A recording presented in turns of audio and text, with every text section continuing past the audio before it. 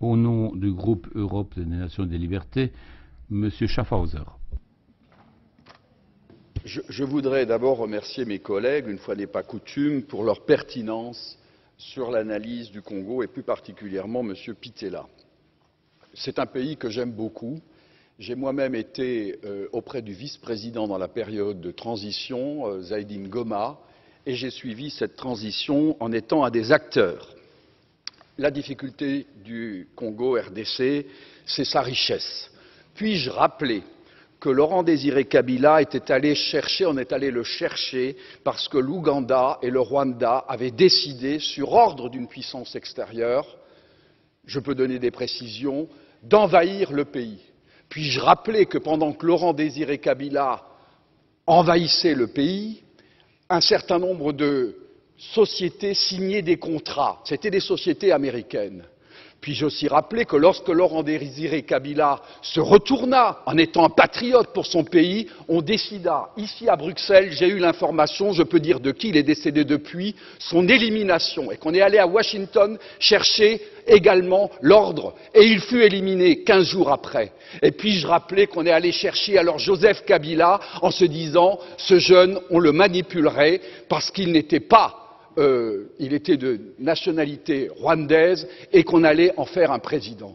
Tout ceci est de la manipulation. Ce qu'il faut pour la République démocratique du Congo, c'est une souveraineté retrouvée, une armée qui se batte effectivement, une MONUSCO qui est au service de la paix et qu'on arrête les prédateurs qui sont liés au crime organisé et avec des États hypocrites liés à des multinationales. Je vous remercie. Bana mboka Congo mbote na biso bisika toza kokutana na ngonga oyo. Lelo on vous dit que non, le taux de dollar a augmenté. Vous savez, n'a expliqué dans le passé que dollar et francs congolais ils ont perdre valeur. Pourquoi? Donc quand on bat la monnaie, quand on fabrique la monnaie na hôtel de monnaie na biswana, basala ka monnaie wana en fonction il y a production oyo tozana on a kata mboka. Bon, voilà tozo battre monnaie par exemple na équivalence il y a 3 milliards de dollars. OK, biso tozana 3 milliards de dollars wana na production na biso oyo tokenoteka na poto. Mbongo wana oyo kozonga en dollars ya mwana eko équilibré et ko pesa mbongo na biso valeur. Et ko sala que quand quelqu'un a besoin il y a kozwa mbongo na biso ko échanger en compte devise à cause facilement nene échange wana na to moko ya malamu. Pourquoi? Parce que devise est disponible. Devise wana outi wapi et outi na production oyo eza exportable. Donc ba production ya ba biens et services. Donc nous pouvons vendre nos services à l'étranger, nous pouvons vendre nos biens à l'étranger. Nos biens c'est quoi? Ça peut être du bois, ça peut être de l'eau, ça peut être du courant ya inga, ça peut être les minéraux. Ça peut être les poissons, si nous faisons la pêche industrielle ou exportable. Donc c'est beaucoup de choses. Ceux qui tozo sala biloko antote kanaba na bamboka mususu o ezanzinga zinga na biso na libanda bisika nyonso na Europe na Asie na Amérique mbongo wana tango zozonga ezo pesa monnaie na biso force parce que la banque centrale réserve en monnaie liquide, donc monnaie liquide ou en devise, que ce soit devise étrangère où il y a européen, donc où il y a euro, ou bien il y a américain, dollar, ou il y a yen, où il y a japonais, livre sterling, tous ces monnaies-là, ça dépend de mboka oto keko teka babilo konabiso. Ce qui est na Allemagne, tokozala na Dutch par exemple, ou bien tokozala na euro, c'est comme ça. Quand cette monnaie-là est dans notre banque centrale, ils ont permettre monnaie nabiso ezala na makasi parce que le taux ne sera pas flottant, le taux ne sera pas un taux de spéculation. Donc on a besoin il y a dollars, aux francs nayo, ce qui taux par exemple les alliés 2 francs congolais les alliés 1 dollar. OK, aux 2 francs on paie si paie sur 1 dollar. Pourquoi? Parce que notre monnaie est en valeur. À l'époque à musée tango musée bimisi ba francs. Si j'ai bonne mémoire, les qui 5 francs congolais, ils ont 1 dollar. monnaie qui n'a valeur. C'est quand Moussa a commencé à avoir des démêlés avec les Américains, tout ça, comment saboter monnaie, comment perdre valeur. Donc, comment compliqué à niveau ya FMI bazo linga yazo mbongo kuna ya robite nga nazo se suffire nazo na mbongo nanga et lukele ba problème ba bandiko saboter et nous avons commencé à avoir des problèmes au niveau monétaire parce que boza na monnaie net siko ba bloquer ba banque nyonso eko correspondre na ba banque congolaise te ezali une des mesures où eko bloquer pays ya ke ezo ba devise te. Donc, Makambouane Salamaki, notre monnaie avait la valeur, mais l'élo, ce que je voulais expliquer, c'est que monnaie n'abisso l'élo, et en valeur, pourquoi? C'est parce que production nyonso, ou yombo kezo bimisa. Production est cause là, il y a entreprise et à l'État, ça peut être, il y a entreprise privée. Entreprise à l'État et c'est Koufa. Kabila a tout fait pour que l'entreprise soit Koufa au détriment, il y a entreprise na bande konaye. Miba et Koufa, Jekamine et Koufa, Baonatra et Koufa, l'entreprise qui pèse mbongo directement dans le trésor public, dans le portefeuille, il y a l'État, l'entreprise existe à côté.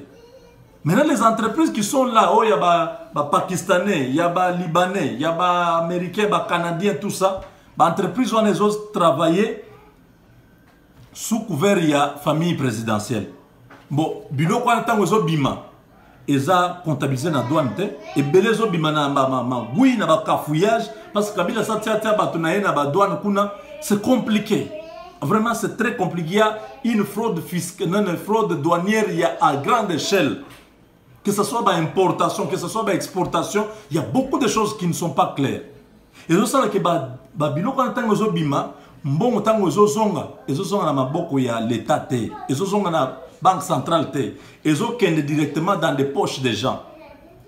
L'entreprise, comme ils ne sont plus sûrs de la politique économique et du gouvernement, beaucoup d'entreprises sont en train de fermer. Il y en a beaucoup qui ont quitté les Katanga.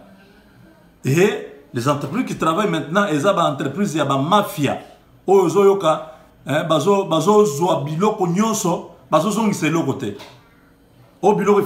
des Kabila tindi conseiller na ye bake opesa leye ango soki na Dubai soki wa azu mal ya mbongo wana soki valise ya mbongo aleki na ngwa ke soki na ba paradis fiscaux bake ko boa bake tsango kuna. Donc voilà pourquoi na circuit normal l'État congolais ne sait plus recevoir les devises.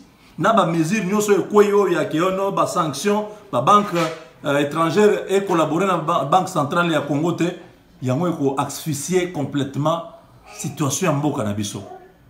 Vous comprenez? Donc nous sommes dans une situation très délicate. Où est-ce que par rapport à la culture, c'est le pays qui passe en avant. Nous devons d'abord libérer notre pays. Vous êtes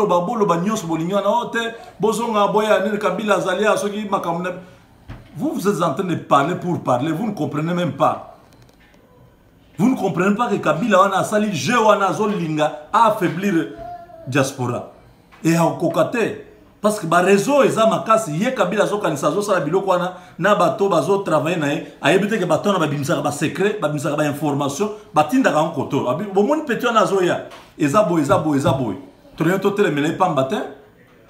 En tout cas une fois de plus bana Europe coup de chapeau et panabino nous voyons que les choses marchent autrement. Là-bas, nous sommes en train de vous soutenir. Nous disons seulement que ça, c'était une étape. La patrie ou la mort, nous vaincrons. Au nom du groupe Europe des Nations des Libertés, M. Schaffhauser. Je voudrais d'abord remercier mes collègues, une fois n'est pas coutume, pour leur pertinence sur l'analyse du Congo et plus particulièrement M. Pittella. C'est un pays que j'aime beaucoup. J'ai moi-même été auprès du vice-président dans la période de transition, Zaïdine Goma, et j'ai suivi cette transition en étant un des acteurs. La difficulté du Congo RDC, c'est sa richesse. Puis-je rappeler que Laurent Désiré Kabila était allé chercher, on est allé le chercher, parce que l'Ouganda et le Rwanda avaient décidé, sur ordre d'une puissance extérieure, je peux donner des précisions, d'envahir le pays. Puis-je rappeler que pendant que Laurent Désiré Kabila envahissaient le pays, un certain nombre de sociétés signaient des contrats. C'était des sociétés américaines. Puis-je aussi rappeler que lorsque Laurent-Désiré Kabila se retourna en étant un patriote pour son pays, on décida, ici à Bruxelles, j'ai eu l'information, je peux dire de qui, il est décédé depuis, son élimination, et qu'on est allé à Washington chercher également l'ordre, et il fut éliminé 15 jours après. Et puis-je rappeler qu'on est allé chercher alors Joseph Kabila en se disant, ce jeune, on le manipulerait parce qu'il n'était pas il était de nationalité rwandaise et qu'on allait en faire un président. Tout ceci est de la manipulation. Ce qu'il faut pour la République démocratique du Congo, c'est une souveraineté retrouvée, une armée qui se batte effectivement, une MONUSCO qui est au service de la paix et qu'on arrête les prédateurs qui sont liés au crime organisé et avec des États hypocrites liés à des multinationales. Je vous remercie.